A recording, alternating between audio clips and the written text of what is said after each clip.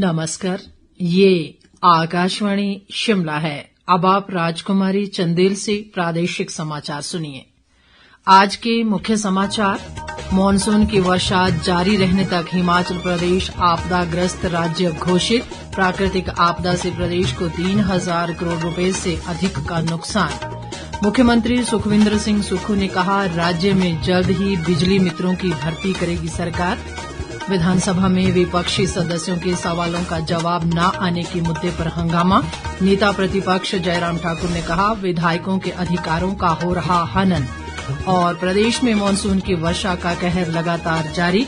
आगामी 24 घंटों के दौरान 7 जिलों में भारी बारिश का रेड अलर्ट।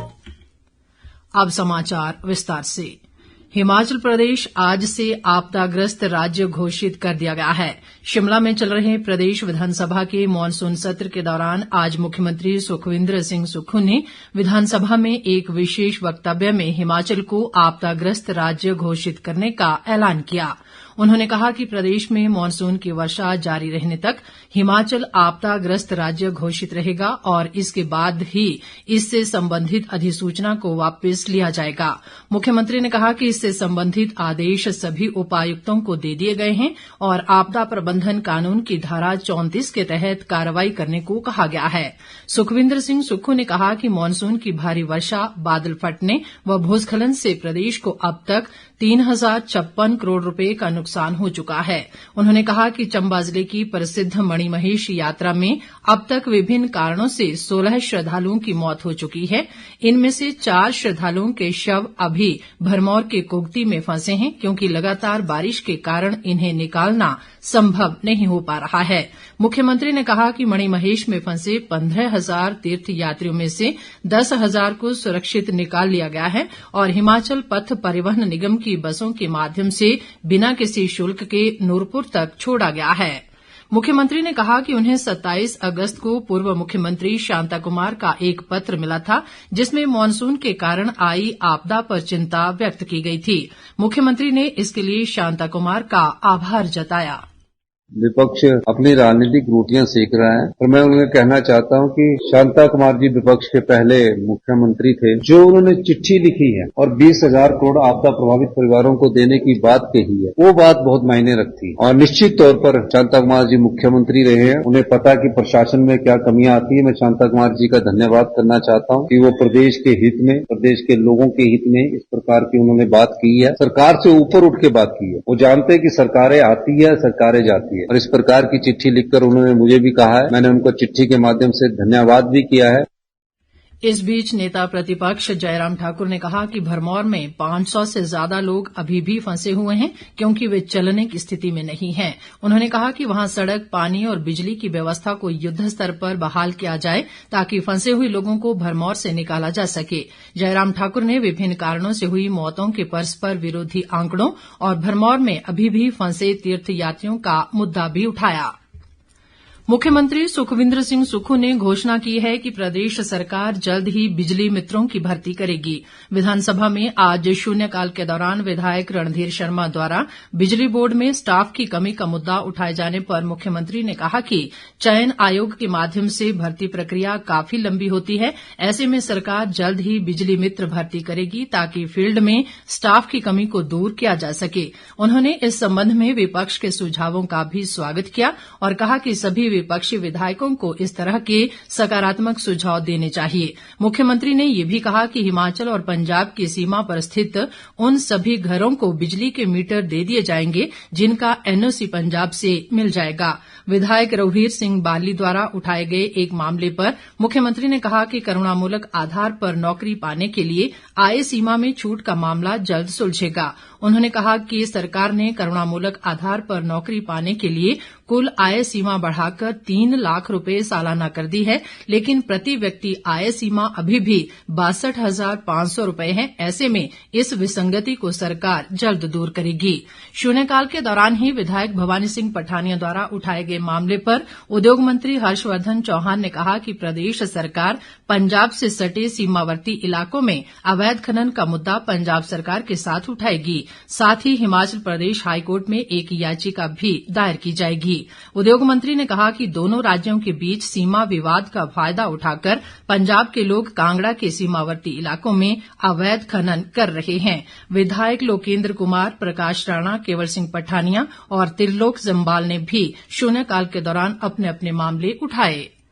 ताज़ा समाचारों के लिए आप हमारे फेसबुक पेज और India radio news Shimla, X handle @AIR News_ Shimla और YouTube channel AIR Shimla news पर लॉगिन कर सकते हैं। बाकी समाचार अंतराल के बाद।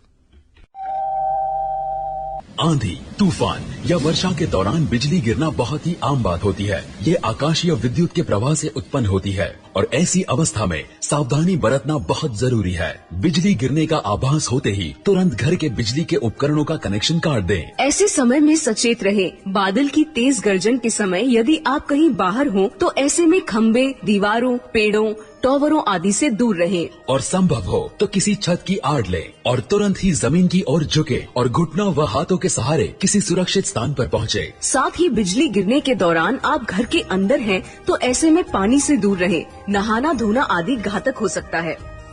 हिमाचल प्रदेश राज्य आपदा प्रबंधन प्राधिकरण द्वारा सूचना जनहित में जारी। बच्चों, हमेशा रखो याद, चॉकलेट, मिठाई या आइसक्रीम खाने के बाद आगे पीछे ऊपर नीचे दिन में 2 बार, सुबह और शाम, डेली 2 मिनट 2 बार। दांतों की सफाई बहुत जरूरी है। खूबसूरत चमचमाते दांत और प्यारी सी मुस्कान सबका दिल जीत लेती है। डेली 2 बार ब्रश करने से आपके दांत स्वस्थ रहते हैं और मुंह में बीमारी फैलने वाले जर्म्स और बैक्टीरिया भी मर जाते हैं। National health mission Himachal Pradesh द्वारा जनहित में जारी। प्रादेशिक समाचार बुलेटिन में एक बार फिर आपका स्वागत है। बाकी समाचारों में, प्रदेश विधानसभा में आज विपक्षी सदस्यों के सवालों का जवाब न आने के मुद्दे पर हंगामा हुआ। नेता प्रतिपक्ष जयराम ठाकुर ने विधायकों के प्रश्नों पर जानकारी देने में अत्यधिक देरी का मुद्दा उठाया। जयराम ठाकुर ने कहा कि ये बहुत ही विचित्र स्थिति है कि पिछले 2 वर्षों में विधानसभा सत्रों के दौरान अधिकांश प्रश्नों के उत्तर नहीं दिए गए हैं। उन्होंने कहा कि विधानसभा सचिवालय द्वारा सूचीबद्ध प्रश्नों को आज की कार्यवाही से हटा दिया गया है। नेता प्रतिपक्ष ने कहा कि प्रश्नों को अनिश्चित काल के लिए स्थगित करने से विधानसभा की पारदर्शिता पर प्रश्न चिन्ह लग गया है और विधायकों के अधिकारों का हनन हो रहा है, जिसे बर्दाश्त नहीं किया जा सकता। भाजपा विधायकों सुधीर शर्मा, त्रिलोक जम्वाल और आशीष शर्मा ने मुख्यमंत्री पर देहरा उपचुनाव में कैश फॉर वोट को लेकर जानकारी छुपाने का आरोप लगाया है। शिमला में आज एक संयुक्त प्रेस वार्ता के दौरान उन्होंने उपचुनाव के दौरान महिलाओं को गलत तरीके से पैसे बांटने और विधानसभा में लगाए गए प्रश्नों को गायब करने का आरोप लगाया। सुधीर शर्मा ने कहा कि इस उपचुनाव के दौरान आचार संहिता में कांगड़ा कोऑपरेटिव बैंक से 68 महिला मंडलों को 34 लाख रुपए और 1000 महिलाओं के खाते में 4500 रुपए दिए गए। उन्होंने कहा कि जब सदन में इसको लेकर प्रश्न पूछा गया तो सूची से ये प्रश्न हटा दिए गए। देहरा विधानसभा निर्वाचन क्षेत्र के अंतर्गत महिला मंडलों को कांगड़ा बैंक द्वारा कितनी राशि जारी की है, महिला मंडलवार ब्यौरा दें। सूचना आरटीआई के माध्यम से हमने ले ली है। उसमें कम से कम 66 महिला मंडलों को 34 लाख रुपए के लगभग पैसा वो दिया गया और उसके साथ साथ कोड ऑफ कंडक्ट में ही 1000 महिला के खातों में 4500 रुपया डाल दिया। उनके खाते में भी डाल दिया जिन्होंने आवेदन भी नहीं किए थे। तो सीधा जो देहरा का उपचुनाव हुआ था उसको प्रभावित करने के लिए एक तरह से ये वोट फॉर कैश का मामला है, जिसकी जानकारी छुपाने के लिए ये प्रश्न को आज की कार्रवाई से हटा दिया गया। मुख्यमंत्री सुखविंदर सिंह सुक्खू ने कहा है कि प्रदेश में प्राकृतिक आपदा से व्यापक नुकसान हुआ है। उन्होंने कहा कि चंबा में सड़कों को खोलने का कार्य युद्ध स्तर पर जारी है, लेकिन लगातार बारिश के कारण राहत व बचाव कार्यों में बाधा आ रही है। मुख्यमंत्री ने कहा कि राजस्व मंत्री जगत सिंह नेगी बीते 4 दिन से चंबा में डटे हुए हैं और हालात पर नजर रखे हुए हैं।